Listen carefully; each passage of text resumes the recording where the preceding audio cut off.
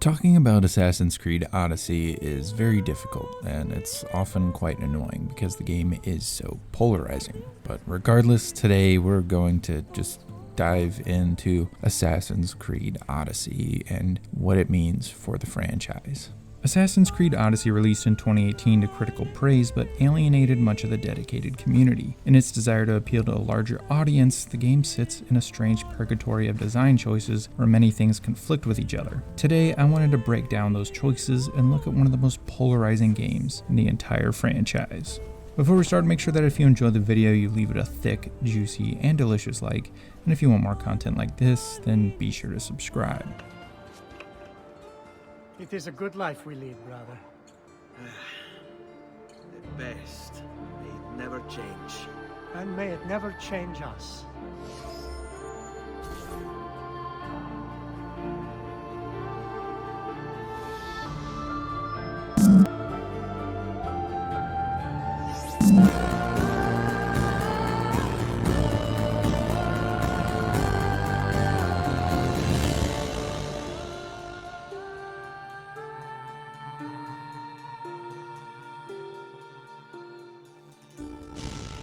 What the fuck? To understand criticism of Assassin's Creed Odyssey, one must understand what Assassin's Creed is and what makes an Assassin's Creed game an Assassin's Creed game. Look, she's not an assassin. Back between 2008 and 2010, the original dev team on Assassin's Creed created an Assassin's Creed Bible, and this has 10 commandments on it that are what make up an Assassin's Creed game. Deviating from these would make it deemed not an Assassin's Creed game. One of the problems with Odyssey is it deviates from all but about 2 or 3 of these commandments. And these are pretty easy commandments to follow. For instance, the first one is Assassin's Creed will always tell the story of the secret war between assassins and Templars. I honestly don't know how you completely messed that up, and in my opinion this has to do a lot with the setting. In fact, I think a lot of the things it misses on have to do with the setting, but this seems like such an easy thing not to mess up. Like I said, I think it has to do with the setting, and I'll dive a little bit deeper into that statement later in the video, but I just don't know why they would choose a setting like this aside from just because they can or just because they wanted to. It just doesn't appeal to the Assassin's Creed fanbase, and I don't want to hear the argument, oh well, they're trying to appeal to a broader audience. You can do that and not alienate the original fanbase. When Red Dead Redemption 2 came out, it evolved a lot of what the previous game had done. They're very different games in gameplay style. The first game is very casual in the way it portrays hunting and things like that. You know, just escaping a bounty is pretty easy. There's a lot of things that are a lot more simple, whereas in Red Dead Redemption 2, you're presented with a lot more realism, keeping your player alive and active based off of what he eats, how much stamina he has, horse's health.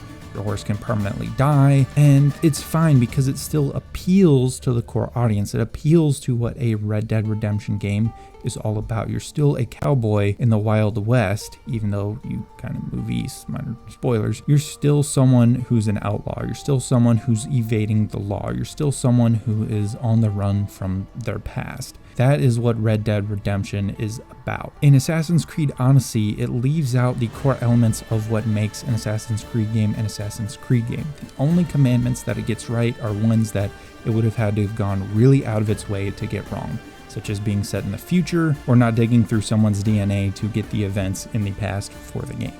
And that's a problem because, again, you can try to reach a broader audience without alienating the ones that have been there for over a decade now. In my opinion, I think they had a game in mind that they wanted to make, but they either had to put the Assassin's Creed title on it or they wanted to just for marketing purposes, but I don't think a lot of Assassin's Creed fans that have been around for a long time liked or appreciated the direction that the game went. Sure, there are some who actually really enjoyed the game, and of course there's a lot of new fans that it did appeal to, because overall the game can be very enjoyable, especially if you're new to Assassin's Creed. You don't understand and comprehend the things that came before. You're playing this pretty much fantasy RPG in ancient Greece, and that's a very appealing game to a larger audience. But as an Assassin's Creed fan who's played every single game, it's just not very appealing. When I first heard they were going to ancient Greece, I was thinking, Roman Greece or something along those lines, and that would have been very interesting. It's a time period that isn't explored very often. The best Assassin's Creed games are set during those more obscure time periods. A lot of people think of piracy, but to be more specific about the golden age of piracy, that's a somewhat obscure time period, especially if you're not from a part of the world where that's prominent. Renaissance Italy, that's a common time period a lot of people think of, they learn in school, but you don't think of it as this exciting time period that Assassin's Creed made it out to be. And there's a lot of those obscure time periods that you go to, and the best games fill in the gaps in those stories and make those so much more interesting. And it takes something that you've always perceived as unimportant or maybe not very exciting, and it elevates it to something else, something you can appreciate, and has characters that you love. And whether they're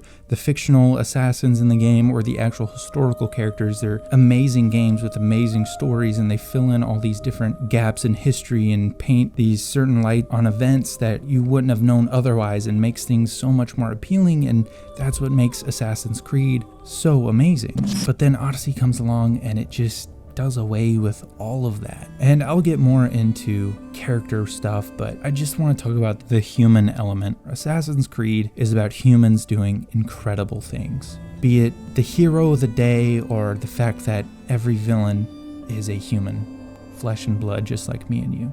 Heroes and villains alike, people on both sides of the fight. And it's such an excellent message to say that everything amazing that's happened in history, every great story you've heard about a person in history is a person just like you. You can achieve the things that they achieved, good or bad. It is up to you to make that choice. And that's what makes Assassin's Creed so fascinating, where things like Marvel superheroes or Star Wars and things like that, where you have to have this special divine power, that's where those fall short, where Assassin's Creed excels. And I'm not saying Assassin's Creed as a franchise is bigger or better than Star Wars or Marvel, but it's something unique to that franchise that makes it so amazing and so intriguing. And when you take a demigod in Odyssey and you place that as the main character and you do away with things like fall damage, that takes all that importance of all the characters that have come before, and it just removes that. They're a lot less intriguing because they're just another superhero that we've seen 100 times. And it's very jarring for someone who's gone through all these characters who are very human and very relatable and who have made mistakes or don't have superpowers and have these very relatable human ideologies and feelings and wisdom to them, that you're like, man, that's something that you can actually strive for, obviously without the rampant murder part, but you can actually strive for a lot of those things, that wisdom and everything like that, that redemption, the wisecracking jokes, the friends, the family that you create. You can strive for those things, but in Odyssey they give you another demigod, and that's just the biggest disconnect. So since we've gotten the general criticisms of Odyssey out of the way, I wanted to dive into more specifics, dive a little deeper into some of the more unique critiques of this game. And I'm not going to be the first person to look at these critiques, but I want to try to connect them and provide my solution at the end as to what this game should have been and what it could have been. So for starters, let's talk about character. Like I said, this series is dedicated to humans doing incredible things without the help of magic or gods, and now it wants to feature a demigod as a main character, and that's a huge disconnect. And I've already described why that's a huge disconnect, but I want to talk about something that's deeper than that. You see, Assassin's Creed Odyssey prides itself as an RPG that gives you freedom of choice. Any dialogue choice you make, you choose to do it. Anywhere you go, you choose to do it. The problem is, Odyssey tries to play the middle ground. And in my opinion, it's one of the reasons that it's kind of held back by the Assassin's Creed title on it. In fact, I think that the Assassin's Creed title and Odyssey itself hold each other back, and that's why there's so many middle grounds here in this game. So many things that are tugging at each other and conflicting. One of the main things in that is the character. You see, I'm not the first person to criticize this RPG for messing up one of the basic RPG mechanics, and that's you can either choose a blank slate character, like in Skyrim, or you can choose a preset character with a set personality and traits, who no matter what decision you make, it still applies to that character and their personality. such as The Witcher. Odyssey tries to play the middle ground here. It tries to give you the personality of someone who's a blank slate, but it gives you a preset character with a backstory in Cassandra or Alexios, depending on the one that you choose. In fact, it's such a problem that the guys behind Assassin's Creed Valhalla are actually marketing this as a part of their game, which shows how much fans were not a big fan of it. If you don't believe me, here's Darby McDevitt, the narrative lead on Assassin's Creed Valhalla, explaining just how they're dealing with this mechanic.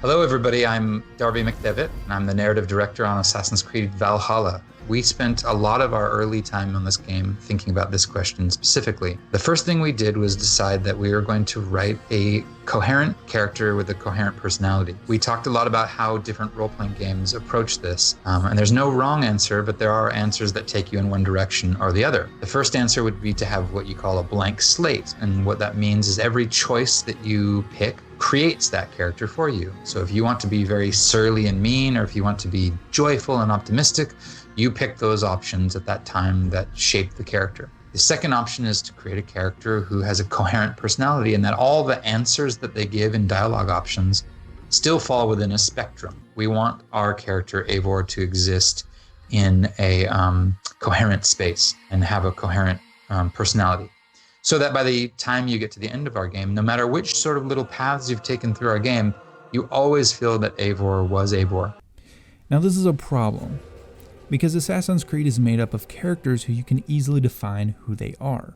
Ezio is a funny, wisecracking guy, but he also grows up to become the mentor of the Italian Brotherhood and is one of the most intelligent and wisest people in the entire series, up there with Altair. Edward Kenway is witty, but he's also greedy, and he goes on a fantastic redemption story where at the end he's one of the mentors of the London Brotherhood. Bayek is stoic, but he's great with kids and people, and he has a dutiful sense of protecting the people of Egypt, but I can't take Cassandra and say who she is exactly. Because my Cassandra that I experienced in my story, or Alexios, if that's who you chose, is going to be vastly different from your Alexios or Cassandra. Because they give you so much conflicting choices. One second you can be extremely nice to someone, and the next you're threatening to kill them. It really doesn't make a lot of sense. You can murder a town of innocents and there's no repercussions. You can do all of these things, and yet at the end of the day you're still the hero.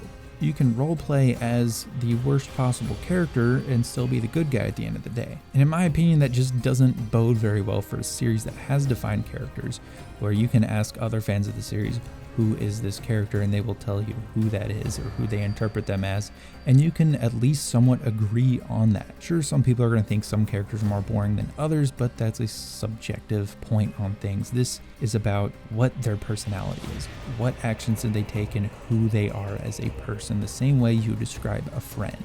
If you had a friend who was basically a blank slate on the inside, but you knew their backstory in real life, you knew what they had been through, you knew all the things that they had done in their life, but all of a sudden they were just a blank slate, you wouldn't really be able to define who your friend was, and everyone around them would have a completely different idea of who that person was depending on their interactions with them that day.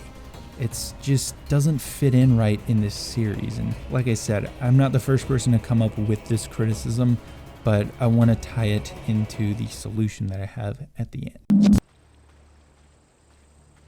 Next, I want to talk about the open world. It's a beautiful open world, I'll give it that. Assassin's Creed never fails to make a beautiful and expansive open world. I've never played a game where I'm like, I hate this open world, I never want to play this game again. I've never had that feeling, but the setting, as in the time period, is bad in my opinion. One of the biggest things you can't really do is an origin story and then do a prequel. That really won't make a lot of sense for people. I think this is another reason that this game is being held back by the Assassin's Creed tag. And again, I'll get more into that a little later in the video. But I think Roman Greece would have been a more than fine setting. Many things happened after the events of Origins in Greece that could have set up for a very fascinating game, kind of that gap in history that would be nice to fill in. There's the rise of Christianity in Greece in the 1st century AD. Again, we're going after the events of Origins at least a decent amount of time, so the hidden ones are a little bit more established. You have the Dacian Wars, you have Rome forming a tetrarchy, the rise of Constantinople, invasions of Gothic tribes, and their sacking of Athens and Corinth. Now these events are somewhat spread out, and obviously you wouldn't cover all of these in one game, but I think being able to pick one of these, maybe the rise of Constantinople or possibly the rise of Christianity, because I feel like the Templars would really take an interest to that one, judging by all of the later games and their symbolism as far as that goes. I feel like those events would be of key interest to an Assassin's Creed game, but again, I'm not in charge of making these games, so looks like we're skipping over those. Now, the other thing about the open world is I hear a lot of people, again, they're very polarized on how it is. Some people love it, they're addicted to it, and they love being able to go around, do these side quests, have these custom stories that you can create, all these side missions. They love pretty much everything in the game, clearing out camps and all that. They feel like they always have something to do. Some people find that very boring, and it's very odd because it's very similar to Origins open world, which a lot of people were a fan of. So what is different in Odyssey? Well, Odyssey is very formulaic. It saw what worked in Origins and some of the other games that Ubisoft had produced at the time, and it said, let's crank this up to 11. That's why the game is also very, very grindy. For me personally, I actually find myself doing a lot of these tasks. I'll finish maybe a quest or something and I see something close by and I want to immediately go and do that thing. It's just how the formula works in my brain. I'm just one of those people that enjoys that, but it's so formulaic that I'm genuinely aware that the formula is messing with my head while I'm playing, and that's just a strange feeling. It really takes you out of the game in a way, because it doesn't feel like I'm organically exploring like I would be in The Witcher. Instead, it feels like I'm just a kid following a trail of candy, and that's a very jarring experience in a way. It really takes you out of the game. And like I said, I still do those things and I'll find myself just doing task after task after task, and that's fine because I've got something to do in the game. But again, it's very formulaic. You can feel how formulaic it is. I just wish it was a little bit more organic feeling. Origins felt organic. The Witcher feels organic. Games like Horizon Zero Dawn feel organic. There's a lot of want to explore as opposed to, oh, look, that's shiny over there. Let me go do that. And that's my problem with the open world. And it is a result of making the world almost too big, in my opinion. It's very expansive, so they dotted it with a bunch of little things that were easy to do, but it's enough content that you're like, okay, this isn't just getting collectibles. I think it's a beautiful open world, but it's not an amazing open world. It's not as immersive, in my opinion, from my experience, as something like Origins was, or Black Flag, or even the Ezio trilogy, where you felt like you were in those time periods, at least with the technology provided. Now this part might feel like a random part of the video, but I did want to talk about the other not so Assassin's Creed game, because I see this counter argument a lot. Like, well, Black Flag is a good pirate game, but it's not a good Assassin's Creed game, and I have to disagree. You see, the Assassins vs. Templars war may not be at the very center of that game, but it is a part of that game. If you don't believe me, trying to find out the observatory and get a sage to work for that side in order to find the observatory is pretty Assassins vs. Templars. Like I said, it may not be the very center of the story, it's more of Edward's personal journey, but it is there and it is present. Assassins are present, Templars are present, and there is a progression of wisdom from the main character that I think is an excellent part of every Assassin's Creed game. You see, Edward's journey is very similar to Ezio and Bayek's, especially Ezio in Assassin's Creed 2, and I've drawn this conclusion in previous videos. You see, Edward is a flawed, greedy pirate who's out for his own personal gain. Now, in this quest for personal gain, he loses his family, that being the other pirates around him, and in doing so, he has to find a new family in the Assassins. Now, you might say, how is that similar to Ezio? Ezio was, born assassin. He was made for it. He's always an assassin. Well, no, he's not. Sure, he was born into a family where his father was an assassin, but he really didn't know that for most of his early life. And he doesn't get inducted into the Assassins until pretty late in Assassin's Creed 2. In fact, for most of the game, the assassinations he carries out are for mostly personal gain. He's not really looking to better himself or Italy as a whole. He's looking for revenge on the people who orchestrated the death of his family. Again, he loses his family and he finds a new family in the assassins. Bayek, he loses his son, which is his family, and Aya goes off on her own side of that quest, and he is without his family, and he's on a personal quest where he must hunt down the people who caused his son's death. And in the end, he finds a new family in the Hidden Ones, or the assassins as they would later become. It's a story about finding a family, about the family you create when you lose the family that you're born with. It's an excellent trope that's used in just about every Assassin's Creed game, and especially the best ones. Now, like I said, Assassin's Creed 4 doesn't necessarily feature the Assassin-Templar conflict as much as it maybe should have, or a lot of people would have liked it to be. But at the very center of it, it is still a very Assassin's Creed game. It's a story of redemption, it's a story of growth, and it's a story of learning. Edward is a much wiser man by the end of Assassin's Creed 4, just the same way that Ezio was at the end of each of his games, the way Bayek was at the end of his game, the way Connor was at the end of his game, the way Altair was at the end of his story, and so on. Every character becomes wise, every character learns from their actions, and Edward has a great quote in Assassin's Creed 4 that pretty much sums up not just his game, but just about every Assassin's Creed game. Jesus, Ade, what the hell happened here? You happened here, Edward. The damage you caused 6 years ago has not been undone. I'm not an easy man to call a friend, am I? Is that why you're here? To fight beside a man so driven by personal gain and glory is a hard thing, Edward. And I have come to feel the assassins and their creed a more honorable course. Have I been unfair? No. For years I've been rushing around taking whatever I fancied, not giving a tinker's curse for those I hurt. And yet here I am, with riches and reputation, feeling no wiser than when I left home. Yet when I turn around, look at the course I've run. There's not a man or woman that I love left standing beside me. There is time to make amends, Captain Kenway.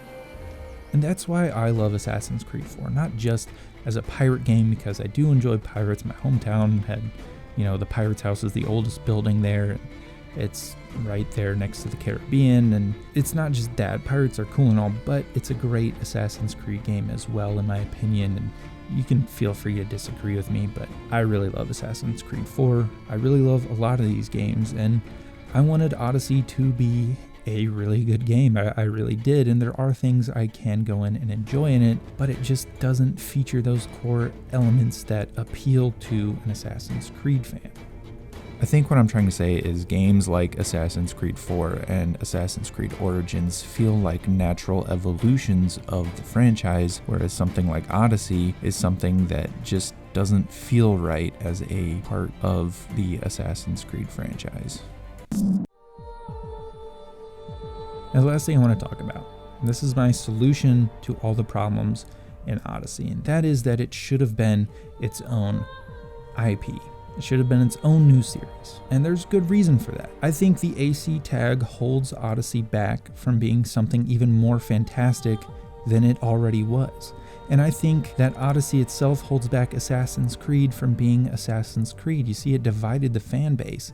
It brought in these new things in the lore and retconned a few things that a lot of people weren't big fans of. And this is why there's a lot of middle ground taken as far as things. This is why I think the choice of making the main character a mix of a blank slate and a preset character in an RPG game was made. And even though I disagree with that choice and they should have known better, I think I'm starting to understand why these choices are made. It's because they did want to make a fantasy RPG, and that's fine, but it should have been its own new series, and I would have been totally fine with that. I would have been a massive fan more than likely if it was. It could have been even more fantastical, it could have had more creatures and monsters, and it could have had even the gods in it. I mean, who knows? I think it could have been an awesome idea to have it semi-historical with a lot of fantasy elements in it. They could have gone to to maybe explore Roman mythology. They could have explored Celtic mythology. They could have gone to like Asian countries and the mythology over there, like in Japan and China and Southeast Asia. There's a lot of potential with a series like that where they don't necessarily have to keep exactly to history the way Assassin's Creed almost forces them to. Assassin's Creed is Ubisoft's cash cow, but it does have its limitations when it comes to things like that. And even though Quebec clearly wanted to make a much more fantastical, true RPG game, it was held back by that AC tag. And that AC tag is held back by Odyssey. And that's just one of the flaws of this game. Hopefully we do get to see a game that isn't as cartoonish as Gods and Monsters come out, but they are working on Gods and Monsters if you are interested in that. It's supposed to come out this year. There's been very little said of it, but I guess we'll see more as time goes. If they were to do something maybe somewhat like Odyssey, but more fantastical and its own complete series, I think that could be a very successful and fantastic series, and I don't think it would cannibalize the releases with Assassin's Creed, where they would kind of take each other out. I don't think they could do that. They could obviously release them in separate years, and that way you can please that broader fan base you're looking for, but you're not alienating the Assassin's Creed fan base. Anyway, those are my thoughts on Assassin's Creed Odyssey and how it dealt with the fans and how it treated pretty much everything around Assassin's Creed. I hope you guys enjoyed. If you did, let me know in the comments down below, and I will see you guys in the next video.